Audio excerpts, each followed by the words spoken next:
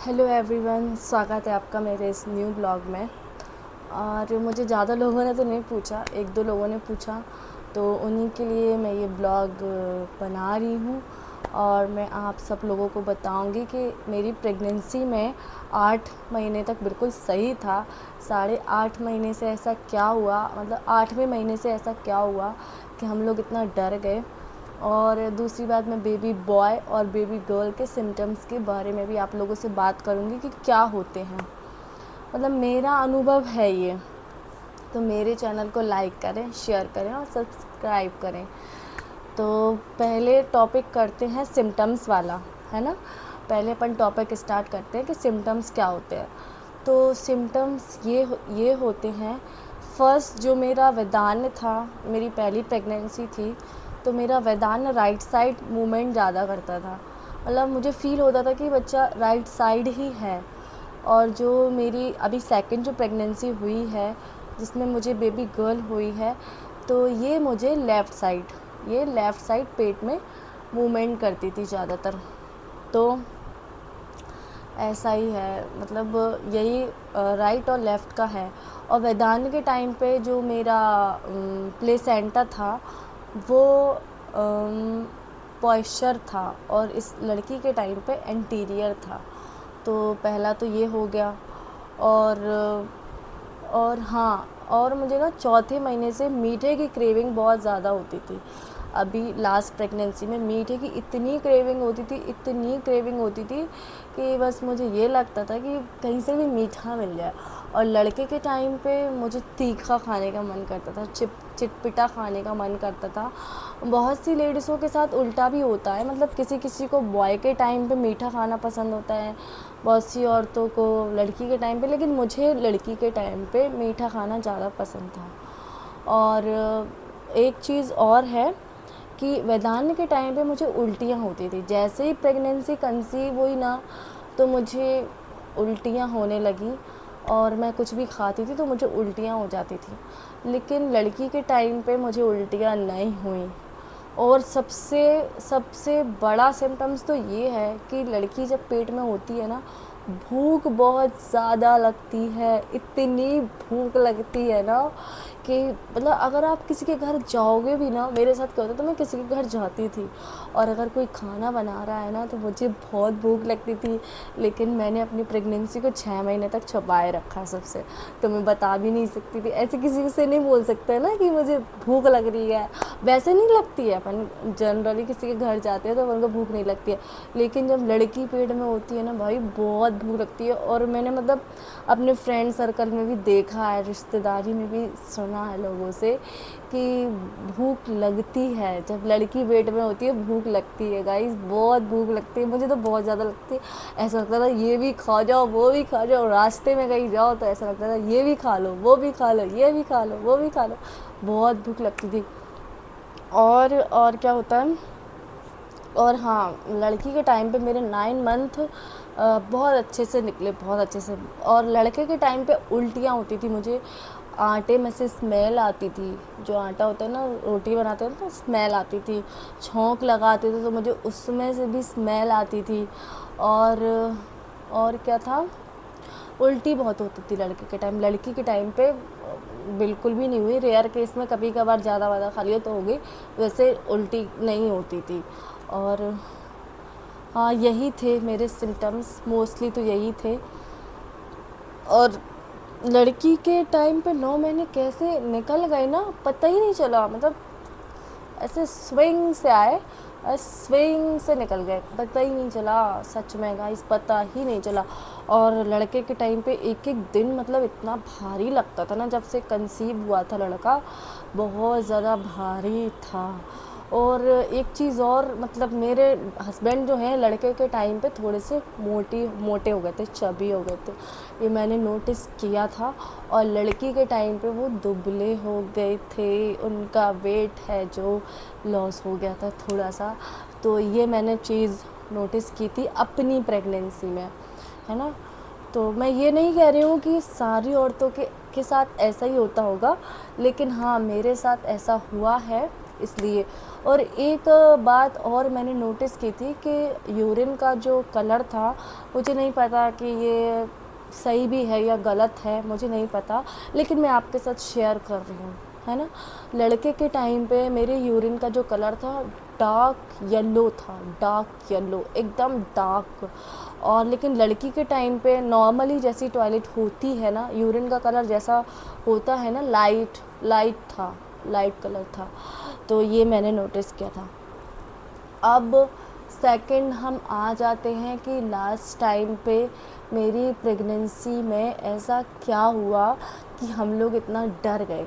ठीक है, तो ये तो मैंने सिम्टम्स आपको बता दिए कि क्या सिम्टम्स होते हैं बेबी बॉय और बेबी गर्ल के। अब मैं बताऊंगी कि लास्ट टाइम पे मेरे साथ ऐसा क्या हुआ कि जिसको देख के हम डर गए।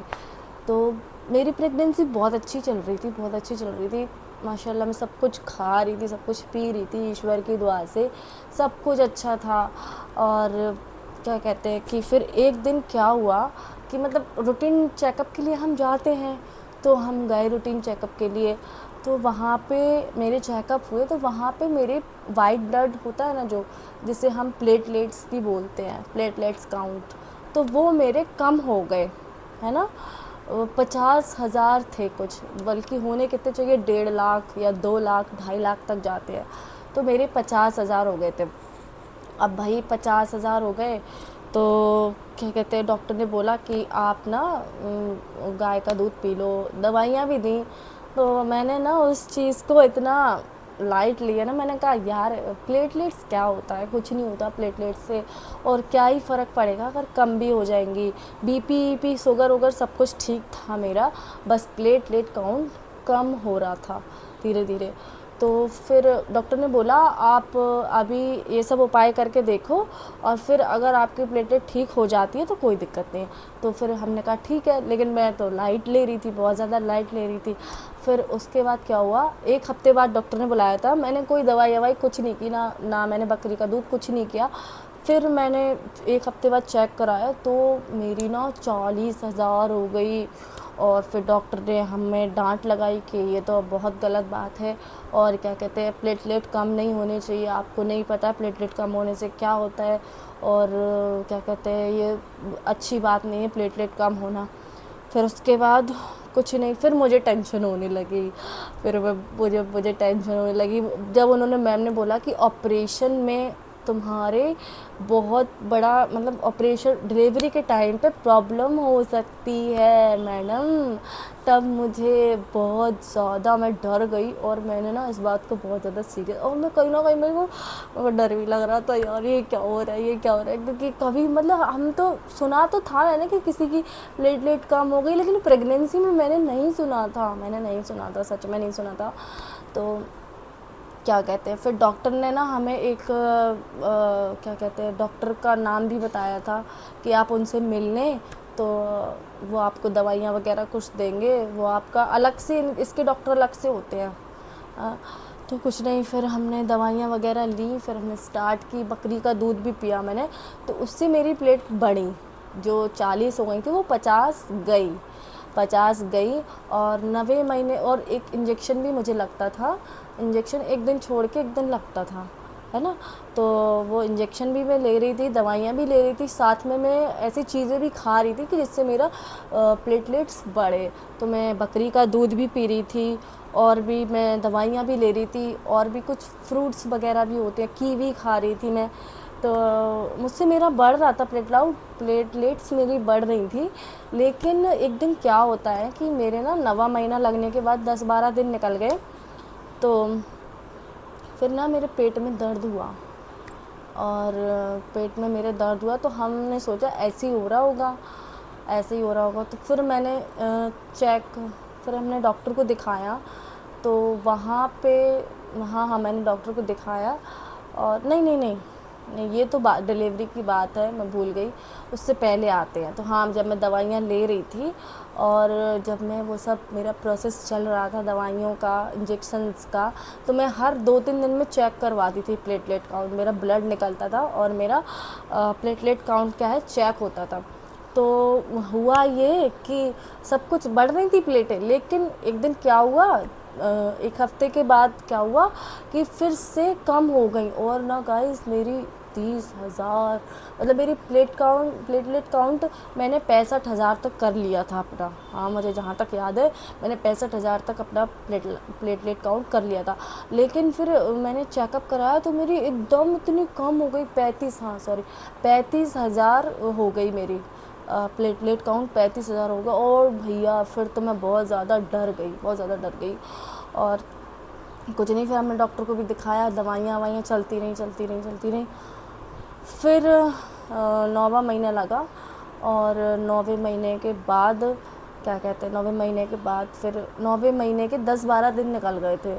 तो मेरे को दर्द हो रहे थे, नॉर्मली पेट में दर्द हो रहा था, तो पसीने के साथ मुझे दर्द हो रहे थे। मैं सोच रही थी ऐसे हो रहा होगा, काम वाम ज़्यादा कर लिया इस वजह से हो रहा होगा, लेकिन वो एक्चुअली में डिलीवरी के दर्द थे। और क्या कहते हैं, डिलीवरी के दर्द थे। तो फिर हमने डॉक्टर को दिखाया, तो यहाँ झोकन बाग पे डॉक्टर्स हैं, मैं नाम नहीं लूँगी किसी डॉक्टर का, तो हमने वहाँ दिखाया। पहले मेरा ट्रीटमेंट ना किसी और डॉक्टर से चल रहा था, मतलब 9 मंथ की जो मेरी जर्नी थी ना, वो हमने मतलब मैंने सिविल में भी दिखाया है और प्राइवेट में भी दिखाया। सिविल में मैंने सारे इंजेक्शन्स लगाए हैं, और सिविल में भी अच्छा ट्रीटमेंट होता है, मतलब अच्छी डॉक्टर्स हैं वहाँ पर भी, अच्छे से सजेस्ट करती है, आप उनसे मिलें पर्सनली, अच्छे से बात करती हैं वो आपसे।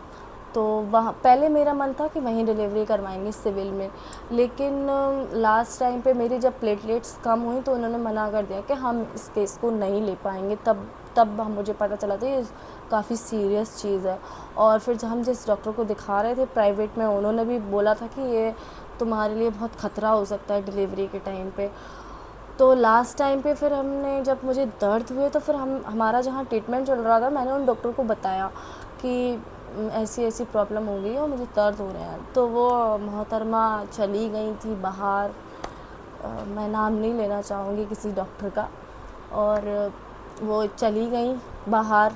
और फिर मेरे हस्बैंड ने उनसे बोला कि मैम हम अब कहाँ दिखाएं, मतलब उसका केस भी एक तो अलग है, प्लेटलेट्स काउंट गिर रहा है, और आप बोल रही हो कि आप हो नहीं झांसी में। तो फिर कहने लगी आप दिखा लीजिए, कहीं भी दिखा लीजिए। और मेरा तो ज़रूरी काम था तो मैं बाहर निकल गई हूँ। अब मोहतरमा से क्या बोलें, कुछ नहीं बोल सकते।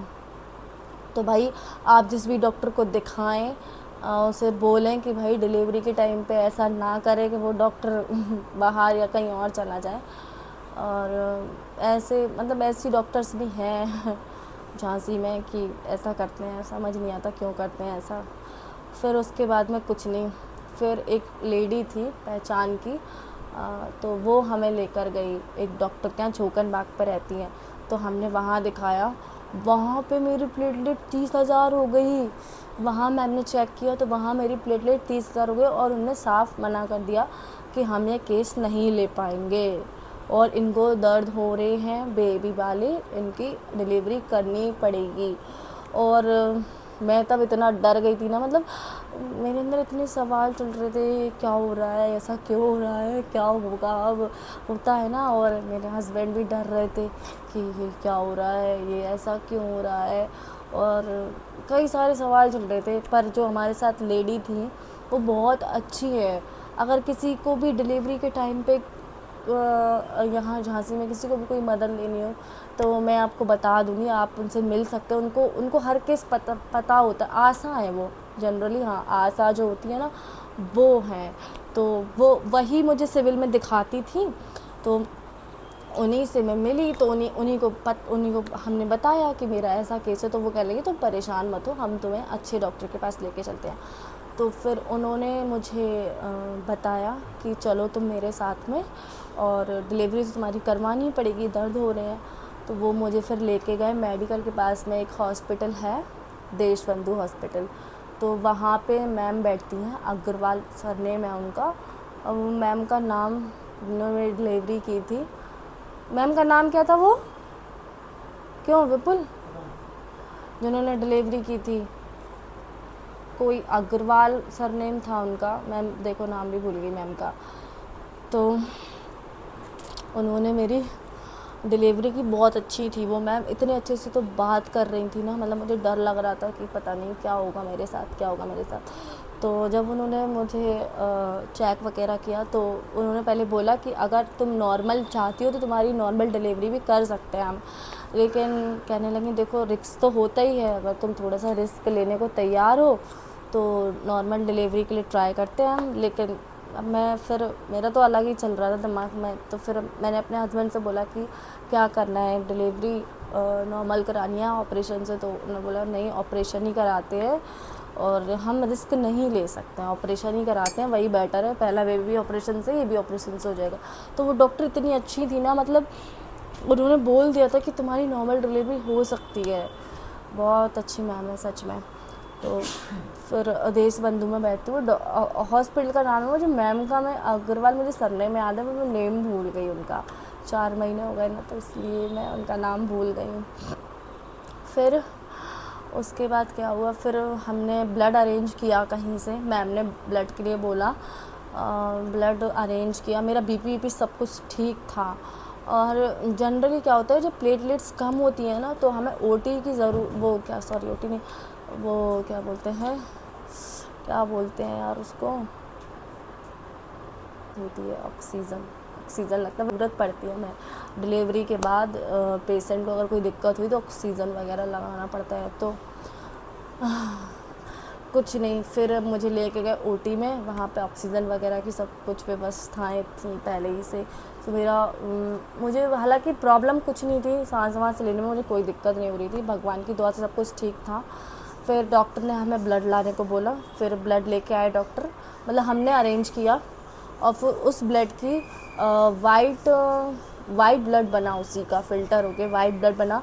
फिर वो मुझे मैम ने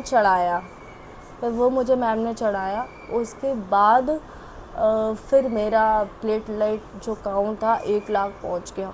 उसके बाद फिर दोबारा से चेकअप हुए, फिर मेरा प्लेटलेट काउंट था तो वो 1 लाख पहुंच गया। फिर उसके बाद मेरी डिलीवरी हुई तो ओटी के अंदर ऑक्सीजन वगैरह था, और वो होता ही है, जनरली होता ही है वैसे तो। फिर क्या कहते हैं कि ऑक्सीजन लगा के मेरी डिलीवरी हुई, लेकिन मुझे ना ऑक्सीजन की ज़रूरत नहीं थी। मैंने उनसे बोला कि आप हटा दो, क्योंकि उससे ना बड़ा अजीब सी समझ आती है उससे। तो मैंने कहा कि मुझे उसकी ज़रूरत नहीं है, आप हटा दो। तो डॉक्टर ने बोला नहीं, अभी आपका ऑपरेशन हो रहा है, ऑपरेशन होने के बाद फिर हम इसको हटा देंगे, ठीक है। तो हाँ, तो डॉक्टर ने बोला कि अभी आपका ऑपरेशन चल रहा है, जैसे ही ऑपरेशन पूरा हो जाएगा तो हम इसको हटा देंगे। तो कुछ नहीं, मैं उसको लगाए रखी और मेरा ऑपरेशन अच्छे से हो गया, मेरी बेबी अच्छे से हो गई, और बेबी अच्छे से हो गई। ऑपरेशन एक दिन रखा और फिर सब कुछ ठीक हो गया था, अच्छे से सब कुछ हो गया था। और फिर क्या हुआ, हाँ, फिर मेरा ना दवाइयाँ सब कुछ बंद हो गई। दवाइयाँ सब कुछ बंद होने के बाद क्या हुआ कि फिर से मैम ने चेक कराया 3 दिन बाद। मैं पपीता वगैरह खा रही थी, डॉक्टर ने बोल दिया 3 दिन बाद पपीता खाना है। और उसके बाद दवाई भी चल रही थी मेरी, एक दवाई चल रही थी प्लेटलेट्स वाली, एक ही चल रही थी बस। मैम ने बोला आप फिर से कराते हैं, अगर कम हो रही होंगी तो फिर से तुम्हारी दवाइयाँ स्टार्ट करनी पड़ेंगी। लेकिन गाइस ऐसा कुछ भी नहीं था, और मेरी प्लेटलेट काउंट 1.5 लाख हो गई डिलीवरी होने के बाद। तो ऐसा भी होता है प्रेगनेंसी में। और फिर मेरी एक बहन है, वो नर्स है, मैंने उससे पूछा यार क्या होता है ये प्लेटलेट काउंट कम होने से? तो उसने बोला कि जब प्लेटलेट किसी की कम हो जाती है, अब मुझे तो पता नहीं भैया, वो नर्स है, मैंने उससे पूछा, उसने मुझे बताया कहीं से भी ब्लड चालू हो जाता है, लिटरली कहीं से भी ब्लड चालू हो जाता है, मतलब कान में से ब्लड निकलने लगता है। अगर ओटी, वो बोल रही डिलीवरी के टाइम पे ऐसा, अगर तुम्हारी प्लेटलेट ज़्यादा कम हो जाएंगी तो ये होता है, और फिर वो ब्लड को बंद करना बहुत मुश्किल हो जाता है। तो ऐसा कुछ उसने मुझे बताया, तो मैंने आपके साथ शेयर किया। तो ये थी मेरी सेकंड टाइम जो मेरे साथ क्या हुआ हैपनिंग। और दूसरा मैंने सिम्टम्स भी आपको बता दिए कि सिम्टम्स क्या थे। और हाँ भाई, प्यारी प्यारी बहनों, मैं आप सबको एक बात बताना चाहती हूँ कि हमें ना डॉक्टर जो भी बोले, जो भी, उसको शुरू से ही फॉलो करना चाहिए। शुरू से अच्छी डाइट लो, शुरू से अच्छा खाओ, और बिल्कुल भी स्ट्रेस मत लो। मेरे साथ पता नहीं ऐसा क्यों हुआ, मेरी प्लेटलेट काउंट कम क्यों हुआ मुझे आज तक नहीं पता नहीं। और मेरे डेंगू के भी वो हुए थे, क्या कहते हैं, डेंगू के चेकअप हुए थे कि कहीं मुझे डेंगू तो नहीं हुआ, डेंगू की वजह से तो मेरा कहीं प्लेटलेट काउंट नहीं कम हुआ। और हाँ, एक बात और, प्लेटलेट कम होने के बाद जैसे कोई सिम्टम्स होता है, मतलब बुखार आना या कुछ आपके हाथ पैर दर्द करना, मुझे तो ऐसा कुछ हुआ भी नहीं। मैं बिल्कुल एक्टिव थी गाइस, बिल्कुल एक्टिव। मतलब मेरा प्लेटलेट काउंट गिर रहा था, लेकिन मुझे शरीर से कोई परेशानी नहीं थी। मतलब मैं चंगी मंगी, और मैं अपने हस्बैंड से यही बोल रही थी कि मैं काम तो सारा कर रही हूँ, मुझे ना चक्कर आ रहे हैं, ना मुझे कोई दिक्कत हो रही है, ना मुझे फीवर आ रहा है, फिर ये प्लेटलेट काउंट कम हो रही है, और लेकिन मुझे तो कुछ पता ही नहीं चल रहा। लेकिन अब क्या बताएं, जब मेरी बहन ने मुझे बताया, सच में मैं तो छक्की बक्की रह गई। और ये सही रहा कि मैंने उससे ना डिलीवरी के बाद पूछा, अगर मैं पहले पूछ लेती तो मुझे बहुत ज़्यादा और मेरा दिमाग ख़राब ही हो जाता। तो जब भी हमें डॉक्टर कोई चीज़ बताएं तो हमें उसको अच्छे से फॉलो करना चाहिए, अच्छे से डॉक्टर की बात माननी चाहिए। और बस यही है। अब मैं इस ब्लॉग को करती हूँ एंड, और मैं आगे आप सबके लिए अच्छे अच्छे ब्लॉग्स लेके आने वाली हूँ। फिर जब गुड़िया थोड़ी सी समझदार हो जाएगी तब मैं, या फिर अभी ही मैं सोच रही हूँ डेली ब्लॉगिंग का, तो फिर मैं डेली ब्लॉग भी लेके आऊँगी आप सबके साथ। तो मेरे ब्लॉग्स ज़रूर देखना, मैं उसका टाइम भी आप लोगों को बता दूँगी कि मेरे ब्लॉग्स कितने से कितने बजे अपलोड होगा। तो मैं डेली ब्लॉग बहुत जल्दी लेके आऊँगी। अभी तो फ़िलहाल मैं नहीं कर पा रही हूँ, मेरे पास कुछ ब्लॉग्स हैं तो मैं उनको एडिट करके फिर मैं आपके साथ शेयर करूँगी। फिर जब वो ख़त्म हो जाएंगे फिर उसके बाद मैं डेली ब्लॉगिंग करूँगी आप सबके साथ। तो मेरे ब्लॉग्स को देखना, प्यार देना, और सब्सक्राइब करना, शेयर करना, लाइक करना। लव यू मेरी प्यारी प्यारी बहनों।